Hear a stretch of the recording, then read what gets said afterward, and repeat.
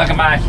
We're on our way down early in here. We're heading over to the other farm because we are going to start knocking down our second cut. You can see there on the phone, 11:15. I wanted to give stuff time to dry out this morning because it was a kind of a wet old dew last night, a brave dew, and grass was soaking wet when I went over this morning about 8:30 to look at the cattle and stuff. So I just said I'd leave it for a little while. That of course gave me plenty of time just to do a couple of checks on the mower, get it greased, sharpen the blades, get all that kind of stuff done. There's another bloody telephone lines are rubbing the ground here. I have to watch where I'm going because that mower sits fairly high and it would pull them out of it nice and easily. I should get it all mowed today. We're not doing near as much as we normally do because we've grazed our back field. We've grazed a section of another field as well because, like a lot of people, grass here especially was very scarce, so we had to use some of our silage ground to graze both our calves and our heifers. Not an awful lot, but we still had to use some.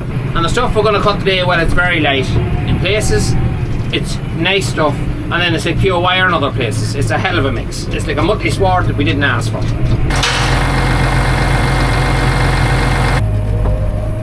just going to go over here to the corner. When you're in it, it looks actually alright, but the top of the hill's fairly wiry got. I don't want to leave it any longer. I don't think it's really grown an awful lot now. The power of the fertilizer's gone out of it, so it's time to get it mowed.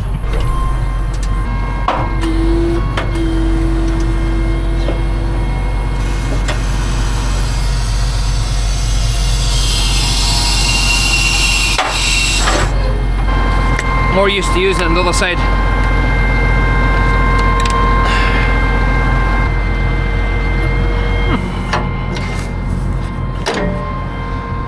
I'll drop that leg down so I can drop the mower. It'll take the pressure off it. It'll tilt the mower this way, so it will.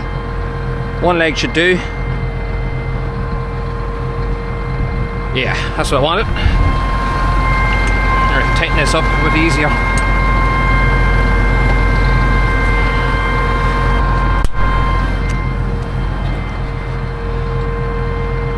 One leg there. That looks a bit better.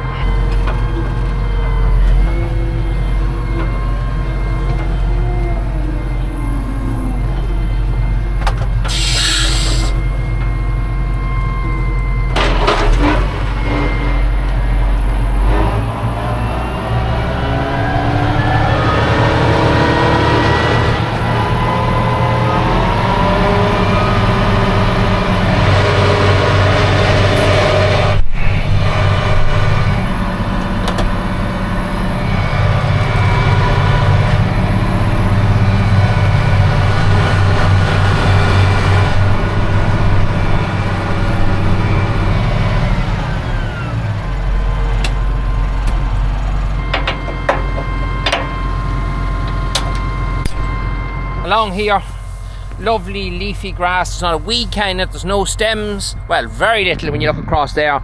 There's the odd bit of stemmy grass just standing up here and there randomly. But the grass itself is lovely and leafy. I'll go around a complete lap and have a look to see what way is shaving into it, but it seems to be cutting alright so far. It's going to take a wee bit of time. I think I can turn it down another wee bit. Just by looking at it there, it might be a little bit hairy. Yeah, maybe give it one little turn down and keep going and see what that does. The other good part of it is the stuff itself is dry. The smell of fresh cut grass. Can't beat it.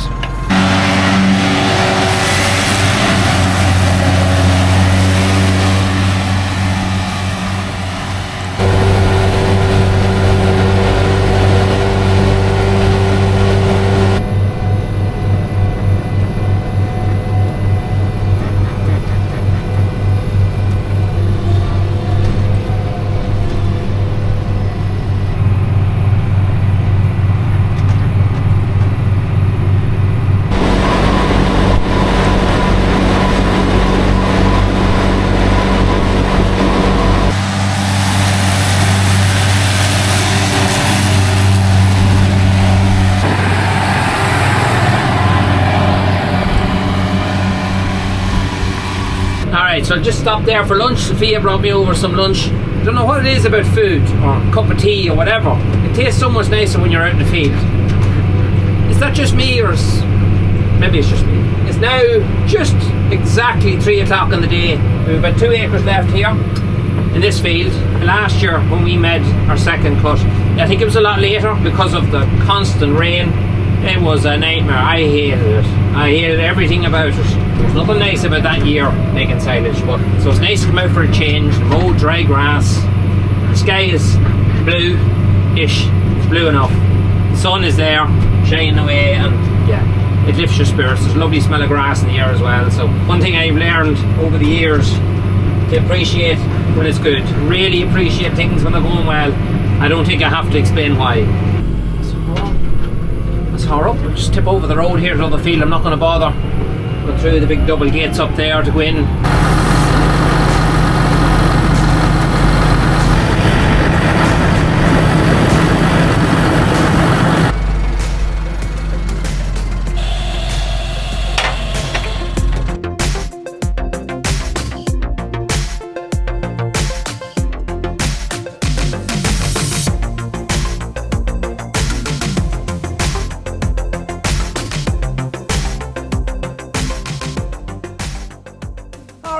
Well, that didn't go the way I wanted to go. It actually went better because now I don't have to come back after milking. We got it all done and it's 4:45 there now. This stuff is a wee bit different. This time it was mowed, this field. This field was a lot heavier than the other one.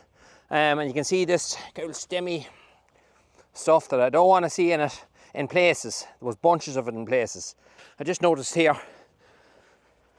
I've got a very bad oil leak and that spool valve. Them quick attach things, they're a dreadful leak, and you can see the oil down on top of this here. I didn't see it above when I was working. It must be only after starting.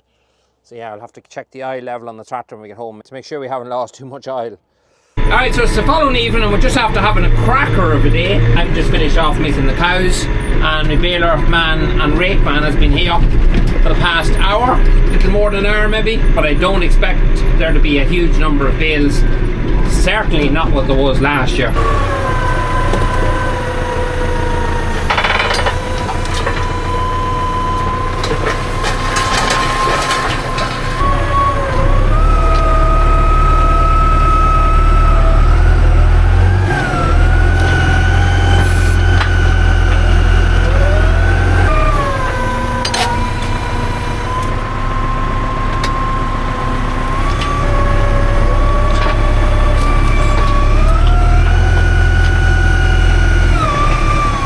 Alright, so we're an hour and a half into this now.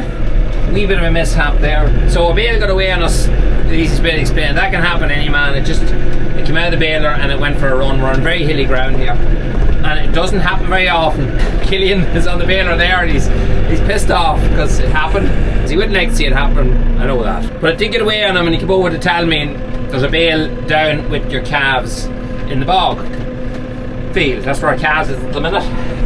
I didn't care less about the bale getting away or getting ripped. That wasn't what was on my mind at all.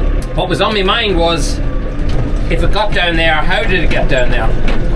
Because it obviously had to go through fences, and that's where the trouble lies, especially when the calves are in the field. If it's opened a hole through it, the calves are going to come up, and that's going to be work for me, and that's going to mean I'm going to have to stop throwing in bales. Oh, my throttle just broke. My throttle just broke.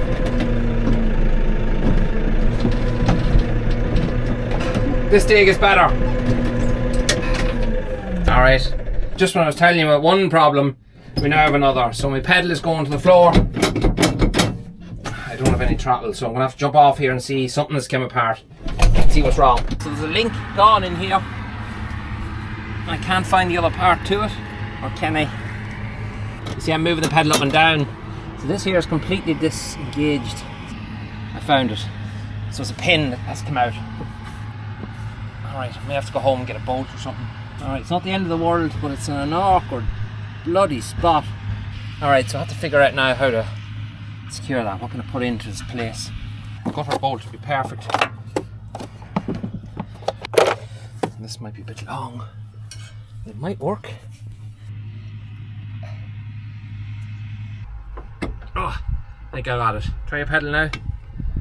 It's going up and down easy. Yeah. Working. You might see here, see that pin going up and down there?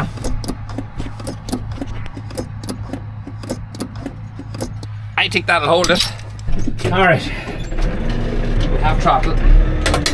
I'm just hoping that pin that I put in doesn't get caught in a pipe or something, or move.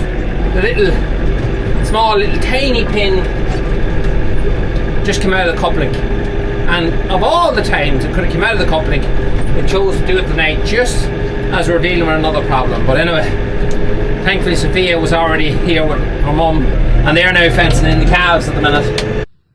So after a bale rolling from that field up there down, broke a post, came rolling down here into the bog, broke another post. Me and the girls had to repair one post and two posts, and we had to reconnect the whole wire.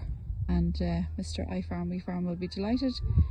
We used his YouTube video to get these things working. All good. Everyone's safe for the night. The joy is the second foot of silage.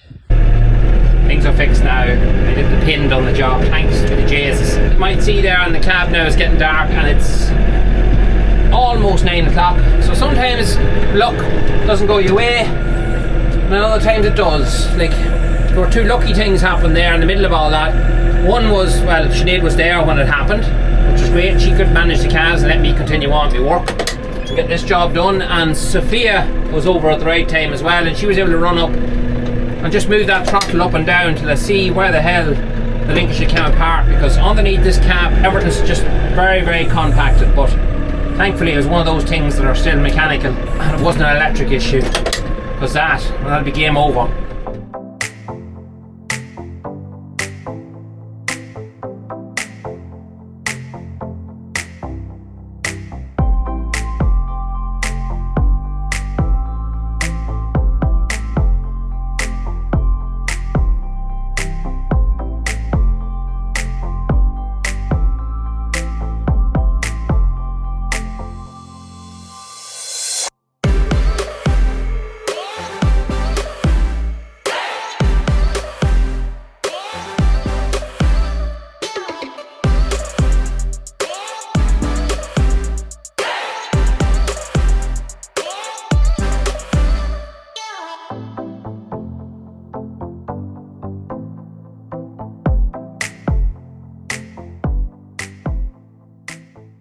Alright, so now we can kind of see what I'm doing here. Go hit the post entrance. We're I think we've 4 bales left in the field. Good timing. It's 10 to 11 now. A few little things there just held us back, but lucky to get going again, because I would have liked to have David with another little thing here broken on this thing that I'm stacking it with. I'll show you in a minute. It's very hard to explain what it is. A stupid little thing that broke, and it left it that I was nearly not able to use this, but I've kind of got used to using it broke, if that makes sense. But I'm managing to tilt in a certain way that it's not going apart. It's just gone midnight and I'm finished. That's all the bales in. You can't see them, they're over there. Well, you might be fit to see a bit of them, but there's no point in me going up there because it's pitch black. I don't know what way they're stacked.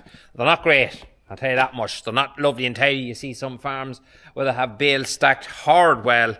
Well, mine aren't like that. Be interested to see what it looks like in the morning. Lots of little frustrations. We've got an oil leak here now. I just pulled up here a few minutes ago because my phone rang and I'm losing oil. I can see the oil on the pad going up. So I'm wondering, in fact, is it? I'm not sure, as one of them couplings might be leaking. If it is, then that's an easy enough fix, but we definitely are losing oil, and to me it looks like it's somewhere on the back end there because I can see it all wet. And them ones actually are the good ones. The ones on the 7.6 are worse than them. Another thing that went on me, which was frustrating as well, little things but problems at the same time, was this thing here. This by here, there's the last of her now. She just broke off when I'm finished. Fairness, I welded this. I mustn't have welded it too well, but it broke anyway, and well, it bent out. And that left it. This by here always kept falling off, so I had to keep this tilted up in the air the whole time. And that was awkward when you're trying to lift bales and trying to stack them with this thing here all the time wanting to fall off. I didn't want to go home and have to start welding. I just wanted to get done, and we got it done. We got finished. This is the controller here from my drone, and you might have noticed I was all over the place when I was flying it. Well, you can see this is one of the thumb sticks here, but you can't see one on the other one. So I was trying to flay it with a screw, using a screw in my hand, trying to move the thing around. So I'm going to go home now. I'm going to have a bite to eat, get some rest. I'll talk to you in the morning. So, it's the morning after the night before. The girls are not far behind me. They're coming here as well. They're coming over to paint the bales. But here where you look, this is the cottage above. We're damn lucky it didn't hit the cottage. Thankfully just missed that post, didn't break that post. But came down this bankment and went through this wire here. I think there was a post there. But Sinead and the girls were over last night and they sorted it out. I know it's just temporary tied up, but at least it's up. It's keeping the cows in the field. But the bale wasn't done at that. It decided it wanted to go another wee bit and broke another post, and all of this wire was on the ground, and the cows were looking very interested in taking a spin out into the bog, which I didn't really want. Thankfully the girls came over and sorted everything out. I'm not sure where they joined the wire. I know the wire was broken. Did they put one of these on? They did actually put one of these on. Well, fair play to them. Cows just going to get a quick bite to eat here. The girls have just gone over the road there now. I can see them. Paint the bales. I'm going to go up and have a look, see what the bales is like. I've never got a chance to count them even yet. Right, cute. By the way.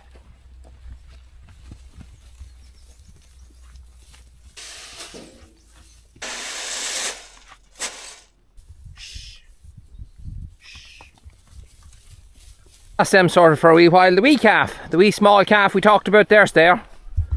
It's a lot smaller than the rest of them, but as you see there, it's male. For a while I will always stand with this calf to make sure that it's getting enough to eat and none of them's pushing out of the way, because that's exactly what bigger cows will do. Alright, so it's now a week, almost a week later. Just as I look over at my other farm there now, the home place, I see a van pulled up, and that is hopefully my man that's going to move my compressor, because we're getting ready to put a water tank in. So that tank compressor has been moved today, and that looks like their van, so they're probably working away at that now. It won't take very long to do.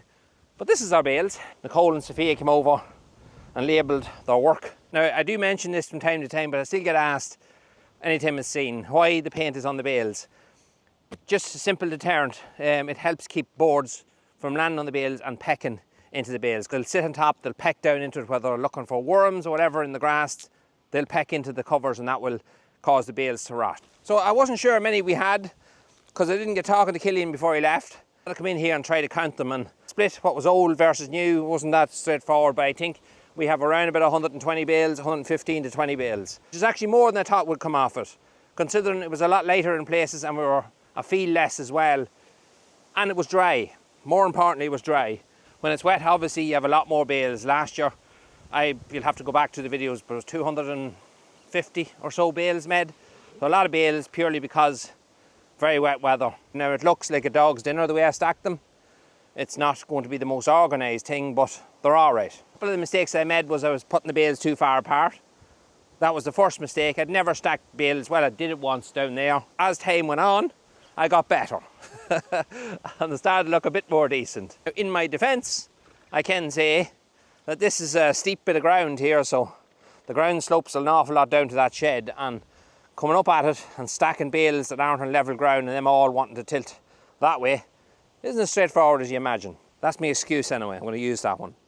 So you might notice that our yard isn't near as full as it'd normally be, filled up to right down there to the concrete, and some over there normally as well. When I look at the amount of bales out there, it would have been very close to being down to that concrete if we hadn't stacked them. We never stacked them before.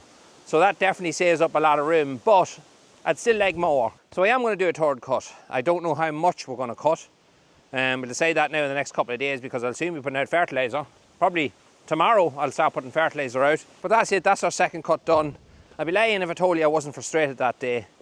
Just a couple of things just went wrong at the wrong time, and all at the one time. I had to give myself a slap in the face and tell myself just to get on with it. By the way, there was a couple of lads lifting silage beside us over in the field not far away from us. They were lifting silage as well, a harvester. And they know who I am, and we have the crack back and forth. And I was talking to one of them at the weekend, and he said, "Typical Massey. I seen you laying underneath it for about 2 hours trying to get it working, and the boys baling, and you couldn't even get your bales in." Well, it wasn't 2 hours, it was about 20 minutes, you're exaggerating. Again, and there was damn all wrong with her. It's always good to have a laugh when it's all done, dry and finished with. So I'm going to tip on up here and look my heifers. I'm just standing here to shelter from that wind. Thanks very much for watching. See you next one.